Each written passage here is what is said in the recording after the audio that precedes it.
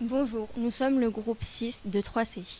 Aujourd'hui, nous allons vous parler du film L'incroyable équipe de Sébastien Groblet, sorti en 2016, inspiré de faits réels. Dans un premier temps, nous allons aborder le vivre ensemble, puis l'évolution du groupe de classe. Petit rappel de l'intrigue, l'histoire se passe en Allemagne à la fin du XIXe siècle.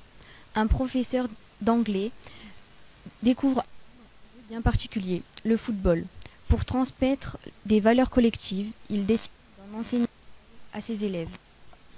Le vivre ensemble, ce n'est pas le sexisme, la religion, le harcèlement, la discrimination ou l'exclusion.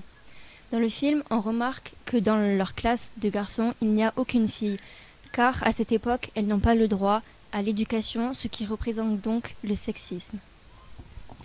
Au-dessus du tableau, on aperçoit une croix chrétienne qui nous montre qu'à l'époque, on enseignait la religion chrétienne, donc l'école. Conrad Krosch, le professeur d'anglais, arrive dans sa classe et demande s'ils connaissent des choses sur l'Angleterre. Les élèves ont une vision très sombre et noire due à leur éducation. On appelle ça le racisme. Le harcèlement se voit très bien dans la scène où Félix Hartung lance les chaussures de Josh et l'accroche à une lampe inaccessible de tous. La discrimination s'aperçoit quand on apprend que Josh est pauvre contrairement à tout le reste de la classe qui, eux, ils sont issus d'une famille bourge. Maintenant, on va parler de l'évolution du groupe.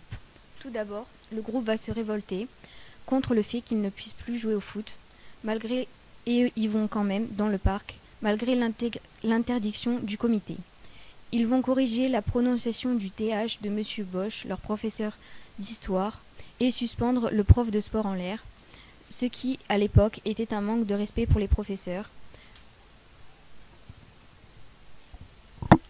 Dans un deuxième temps, le groupe va se déchirer quand ils vont jouer au foot sans l'autorisation du comité et de leur professeur d'anglais Koch.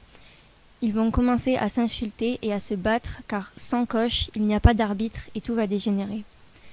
Pendant la scène finale du film, lorsque les élèves jouent au foot avec les élèves d'Angleterre, ils remportent le match et à la fin, les deux ennemis, Félix et Jouche, se serrent la main.